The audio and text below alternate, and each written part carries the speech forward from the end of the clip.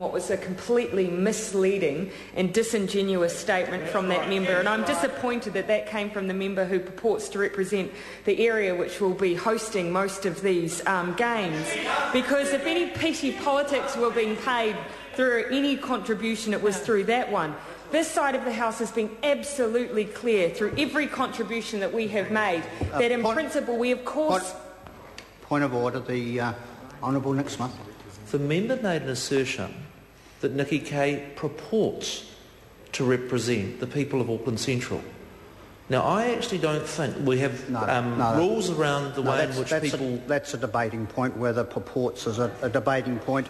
No, that's not it's a point, it's a debating point. Jacinda Ardern. Thank you, Mr Chair. We have claimed consistently through the debate on this piece of legislation that of course we support the Rugby World Cup being successfully held and hosted in this country. In fact, it was under Labour that we first won the right to host the Rugby World Cup, and so it is completely disingenuous to claim that we do not support that. In fact, we have sought from the government the right to actually support this bill in its entirety if they would simply put constraints around powers, which the government's been unable to explain to us how they anticipate them being used in the first place.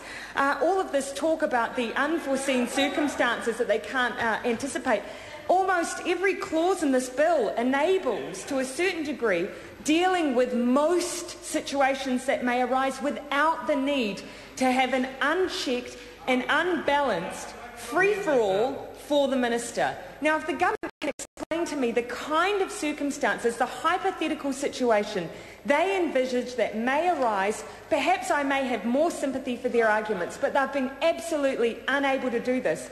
And with this close to the Rugby World Cup, what could they possibly anticipate going that horribly wrong? So either they don't want to admit that they're just unsure about where they stand currently in the planning stages, or they're just unwilling to make sure that we have adequate checks and balances.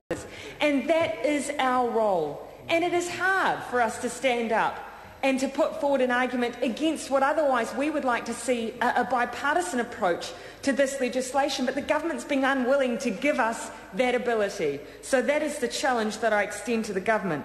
And to claim that the check that will exist, the balance that will exist in these unvetted powers that Murray McCulley will have, is that he will have to consult Jerry Brownlee before he enacts any of his unchecked powers.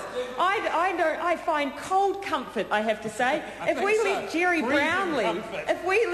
Brownlee undertake what... We come back to part one. I guess in my own defence that this is included in part one because it does specifically refer to part C, but I don't wish to dispute the Chair's ruling. I'm happy to move on because I did have some significant other points that I wish to make. Grant Robertson did refer, more broadly speaking, to the fact that these broad brush powers then extend to some quite broad brush definitions. And one in particular I wanted to refer to is that the Select Committee has made a change to the definition of facility, which means works, a site or a structure. Previously it had an annotation which meant undertaken or constructed for or in connection with the Rugby World Cup.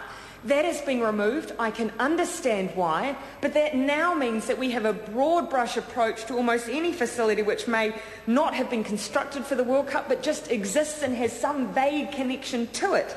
For instance, had the debate over the sheds on Queen's Wharf been happening under these provisions and not involved the ARC, we may have seen a completely different outcome than the very sensible decision which took into account the heritage value of those buildings. Under this bill, I think we would have seen a completely different outcome. He would have, of course, asked Jerry Brownlee first before he pulled them down. Then we do have some different definitions around the way that public notices have been used. I'd be interested if a member of a Select Committee was happy to expand on whether or not they thought that perhaps the usual practice of the way that public notices are used with other legislation was not necessarily perhaps for timing reasons, perhaps for the urgency of approvals around for instance, liquor licensing perhaps? Or is it intended that perhaps in future we don't use daily newspapers for these notifications as much? I'm interested as to whether or not we're prepared to be setting a precedent with this bill, or this was seen as a very tightly constrained and specific to the Rugby World Cup. I'd be happy for the Minister to speak to that point. And the final point I want to make is around 5A, the limits to the application of the Building Act.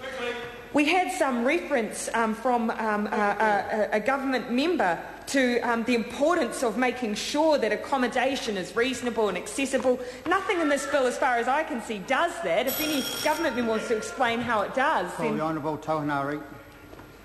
Chair.